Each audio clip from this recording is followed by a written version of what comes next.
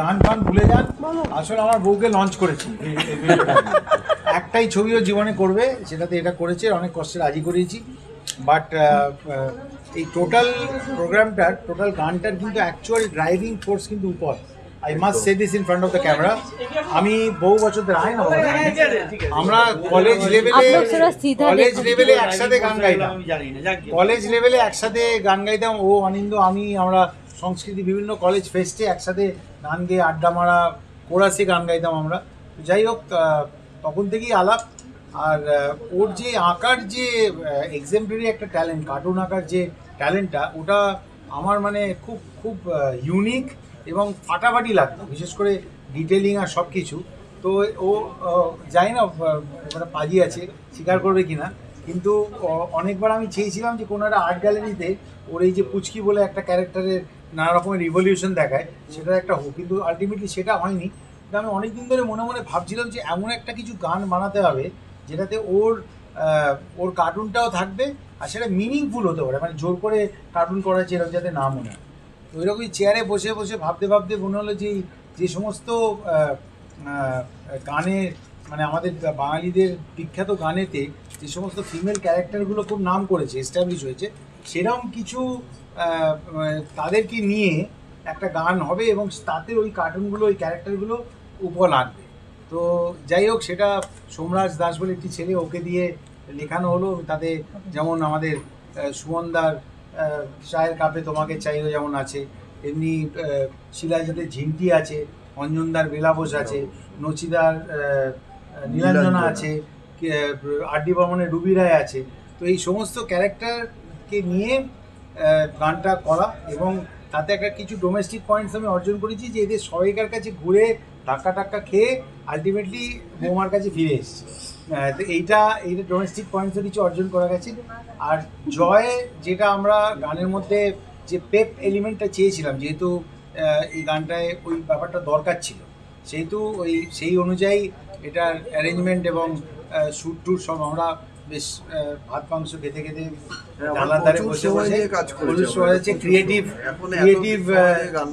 ঝামেলা হয়েছে, কথা বন্ধ হয়েছে, ফোনে ব্লক করে দেওয়া হয়েছে একে অপরকে, হ্যাঁ, তারপরে এসব করা হয়েছে।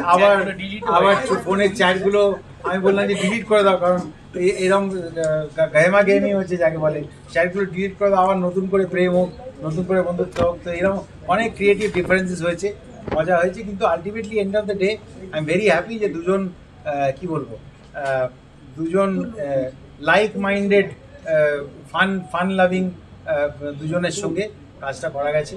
আর ইয়াং সমস্ত ছেলেরা, আমরা অ্যাকচুয়ালি যেটা আমার ছিল, যে যেরকমভাবে বয় ব্যান্ডগুলো রেকর্ড করে ব্রিটিশ বা আমেরিকান ব্যান্ডরা, একটা স্টুডিওর মধ্যে তারটা ঝুলছে, নানা রকম চলছে, তো সেইটা ওইভাবেই শ্যুট করা হয়েছিল। আর আই মাস্ট সে যে আমি খুব সাহস করে ভিডিওটা ডিরেক্ট করেছি, যেহেতু আমার মাথায় পুরো কনসেপ্টটা একদম ওই ছবির মতো দেখতে পেতাম। বাট আমাকে যে অ্যাসিস্ট্যান্ট ডিরেক্টরে অ্যাসিস্ট করেছে, অভিজিৎ পাল, খুব ইয়াং ট্যালেন্টেড একজন অ্যাসপায়ারিং ডিরেক্টর, প্রমিসিং ডিরেক্টর।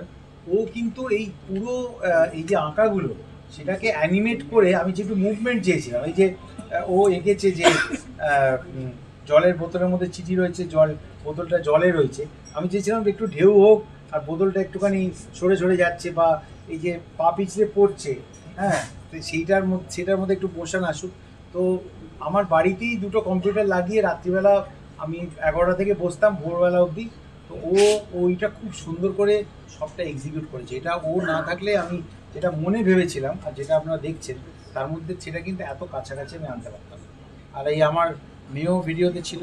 তো আমার ওয়াইফ, মেয়ে আর ডগি তিনজনকে একসঙ্গে লাঞ্চ করেছি। এই আমি নন ফিল্ম গান পপুলার করা এখন কিন্তু অত্যন্ত চ্যালেঞ্জিং বিষয়। রেডিও স্টেশন খুব একটা এনথুসিয়াস্টিকলি যে বাজাতে চায় তা নয়, সবটাই ফিল্ম ভিত্তিক হয়ে গেছে। বাট আমাদের যে একটা গ্লোরি ডেজ ছিল, আমি বলবো পাঞ্জাবি আর বাংলা বোধহয় দুটো ভাষা, যেখানে নন ফিল্মটা ফিল্মকেও অনেক ক্ষেত্রে টেক্কা দিতে পারে, নন ফিল্মে এমন এমন সব হিট হচ্ছে, টেক্কা দিতে পারে। তো সেই আমরা যে অ্যালবাম বানাতাম প্রত্যেকবার পুজোর সময়, যেমন উপর একটা অ্যালবাম বানিয়েছে, আমাকে গাড়িতে আস্তে আস্তে বলছিল যে ওটারও এলপি রেকর্ড একটা অস্ট্রেলিয়ান কোম্পানিকে দিয়ে বানিয়েছে। তো ওইটা আবার ফিরে আসছে। আমরা আশা করব যে আপনারা খালি আমাদের ইন্টারভিউটা নিচ্ছেন তা নয়, এটা লোককে দেখাবেন এবং গানটা একটু চালাবেন যাতে নন ফিল্ম ব্যাপারটা যাতে ফিরে আসে। এবং এইচএমভি একবার শুনেই কনসেপ্টটা শুনেই বম্বে থেকে ওকে করেছি, তারপরে এখানে HMV team under Shreyas captainship চলে এসো চলে এসো চলে এসো চলে এসো চলে এসো সারেগামা, হ্যাঁ সারেগামা এইচএমভি। বাবা এসো না, বসো বাবা বসো, রিকোয়েস্ট করবো। আর উপলকে নিজের ট্যালেন্ট সম্বন্ধে কিছু বলার জন্য আমি আহ্বান জানাই। না আমার কিছু বল বলার না বল না না যখনই বাবুল অনেকদিন ধরেই বলেছিল এটা আমার ছবি নিয়ে কিছু একটা করবে, সেটা গান করবে, সেটা প্রথমে ঠিক তোর ছিল। ছবি নিয়ে তোর আমার ছবি নিয়ে তো ছবি পরে নিয়ে বল। ভেবেছিল একটা এক্সিবিশন করবে, সেটা আর হয়ে ওঠেনি। তারপর ফাইনালি এই গানের আইডিয়াটা ওর আসে। তো আমি ভেবেছিলাম পুরোটাই ছবি দিয়ে হবে, কিন্তু ওর পরবর্তীকালে ও তো বউকে খুব ভয় পায়, তো সেই জিনিসটা মনে পড়ে যাওয়ার পর লাস্টে লেগে বউ ঢুকে গেল। তো যা গিয়ে ক্ষতি নেই, হ্যাঁ সেটাও খুব মিষ্টি মেয়ে, হ্যাঁ তাই জন্য অসুবিধা কিছু নেই, মেয়ে আর বউ ঢুকে গেছে। তো কিন্তু ওই ছবিটা করতে গিয়ে যেটা আমার মজা লেগেছে যে এক একটা করে আমরা সত্যি কথা বলতে কি গানে রুবি রায়ের গান, হ্যাঁ গানে রুবি রায় এসছে, গানে ঝিমটি এসছে, গানে নীলাঞ্জনা এসছে, কিন্তু তাদের কেমন দেখতে হয়, হ্যাঁ এক্স্যাক্টলি, হ্যাঁ তাদের কিরম ভাবে আমি রিপ্রেজেন্ট করবো এবং সেটা কার্টুনে, সেটা নিয়ে আমার একটু সংশয় ছিল। কিন্তু সেটা মজাই লেগেছে করে। এবং আরো মজা লেগেছে যে আমি যখন ছবিগুলো এঁকেছিলাম ওর কথা ছিল যেগুলো স্টিল ছবি হিসেবেই থাকে, তো সেই জন্য সেইভাবেই এঁকেছিলাম, একটা অ্যানিমেশন করবো বলে আমি আঁকিনি। তো সেইটাকে কাউকে দিয়ে ওটা যে অ্যানিমেট করাতে পেরেছে, কারণ অ্যানিমেট করার জন্য অন্য ফরম্যাটে আঁকতে হয়, আলাদা আলাদা লেয়ারে আঁকতে হয়, আমি সেটা করিনি, আমি একটা লেয়ারই পুরো মার্চ করে এঁকে দিয়েছিলাম। সেটা থেকে কেটে আলাদা করে জিনিসগুলোকে বার করে, সেটা কিন্তু খুব ডিফিকাল্ট কাজ। ফলে সে যেটা করেছে, যে এই কাজটা করেছে অ্যানিমেশন, তাকে আমি সত্যি সত্যি আন্তরিকভাবে ধন্যবাদ জানাতে না ওটা আমার মাথায় ছিল। আর ওইটাই আমি বলবো যে ওইটাই উপলকে আমার গিফট। মানে আমি যখন গানটা পরশুকে পাঠাই, আমি বলিনি একবারও যে তোর আঁকাগুলোকে অ্যানিমেট করা হয়েছে, আর ওইটাই বললাম। অভিজিতের নাম নিলাম, he has done a fantastic job. আর জয়ের সাথে তো দুষ্টুমি আমার সবসময় চলে, হ্যাঁ তো সেইটা জয়ের সাথেও কাজ করতে পেরে খুব মজা লেগেছে। মাঝখানে যেটা বলছিল একটু, হ্যাঁ আমাদের মধ্যে মান অভিমান হয়েছিল, হ্যাঁ সেটা সবকিছু মিলে গিয়ে আবার দারুণ মিলে ওটা একটা পার্ট অফ ক্রিয়েটিভ ডিফারেন্স। আর যেখানে তিনজনই বাঘ, খাঁচায় রাখলে যেখানে না শুধু তিনজনের বাঘ, এবং সেখানে নীলাঞ্জনা, ঝিন্টি, হ্যাঁ রুবি রায় সব আছে, তো একটু ঝগড়া না হলে কি করে হবে? সবাই তো চাইবে না গানের ওনারশিপ নিতে। এবারে না না গানের ওনারশিপ নিয়ে কোনো না গানের না, মানে আমি বলছি ক্যারেক্টারের ওনারশিপ। ও না না, আমার তো বউ আছে।